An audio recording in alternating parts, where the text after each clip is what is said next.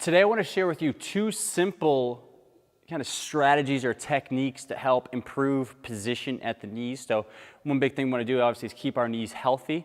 And when we look at the squat is such a great exercise to help build strength and really work on proper positioning of the lower extremity during that movement pattern. But oftentimes I see a lot of people that feel pain with the squat with their knees. So what we can do is actually work on these two simple tips to make sure you're keeping the knees in a good position that are safe and that help promote good function and form. First one is knees out. So alignment is key when it comes to lower extremity and proper movement. So if you see my knees here, hopefully I'm facing right at you. If I sit down in a squat, I see that sometimes people set up really wide, which is not always a bad thing, but if your knees are in this position, my toes are out there, my knees are in, technically I have this angle from my ankle, knee to hip.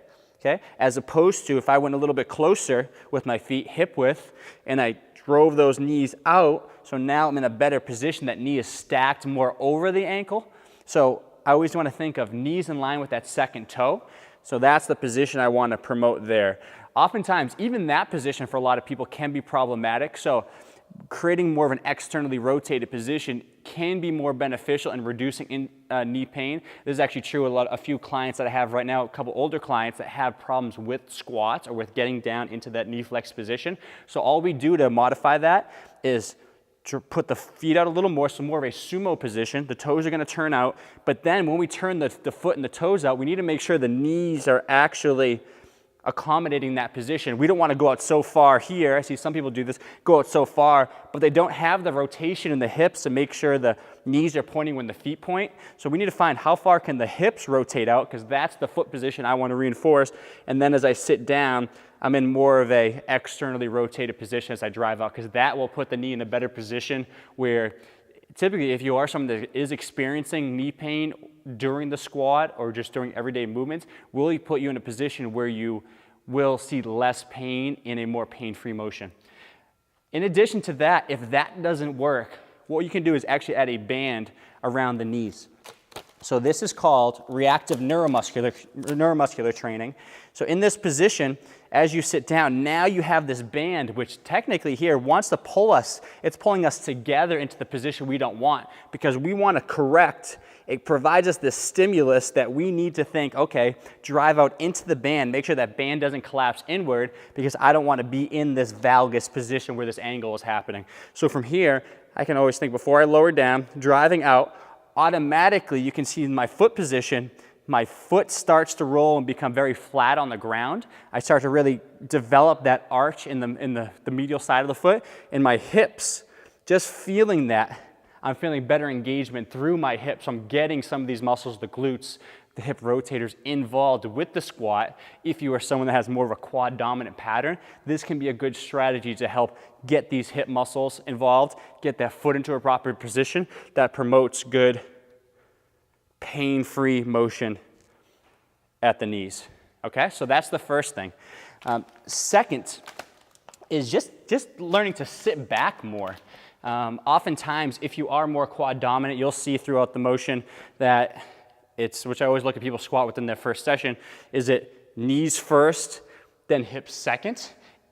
You'll notice that that's more of a knee dominant or quad dominant strategy, is knees doing most of the work until a certain degree and then the hips get involved. But if you do more of a hip biased motion, which means your butt is going to reach back first, that is something, if we can keep the shin more vertical, that's going to create an environment where there's less stress placed upon the knee joint and the hips are getting involved to a greater extent to help offload the knees. So what I like to do is, using a bench, just the basic sit to stand exercise. I always make sure, again, sit to the bench, step away a little bit, because we don't want to be so close. If we're so close, I usually find people still just sit to the edge of the bench. But if we step the feet away enough, that makes us in our brain think, wow, we really have to sit back to reach for that bench to get down to the right position without falling. That is a better position to help reinforce. So everything's still the same with the knees, trying to make sure the knees are pointing out with that second toe. We want to make sure we're reinforcing all these techniques together. Sitting back, butt back, sit down to the bench, and then standing back up. So you can see my shin is a little bit more vertical than it would be in the other demonstration where I just dropped down and bent the knees first. My body's going to lean forward a little bit more in this position when I'm doing more of a hip bias squat, which is okay. Okay, so what we're going to do is sit back, tap to the bench, and then stand. And then once we get better at that, we taught the hips how to move first as opposed to the knees. We can go and just use the bench just as a guide. Tap the bench, push the butt back, tap, and then come back up without actually sitting. And then our last progression of that is just to do that in space. Okay, butt back, sitting into it, still trying to keep the feet flat on the ground. See a big tendency for people to sit back so far that those toes are extending, the foot is coming off the ground. Still reinforce good foot mechanics and positioning, and then sit back into the squat, reach, and then come back down. Okay, so those are a couple tips to help improve the knees, the knee position and the stress around the knee joint to keep healthy knees within the squat pattern.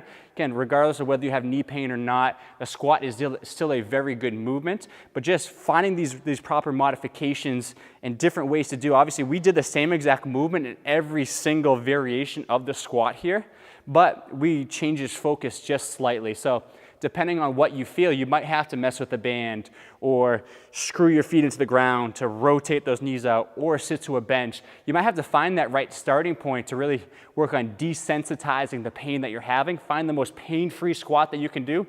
Work on that 4, 6, 8 weeks before trying to progress and add weight to that. So those are a few tips for you to help keep the knees safe and healthy during a squat. Please let me know if you have any questions.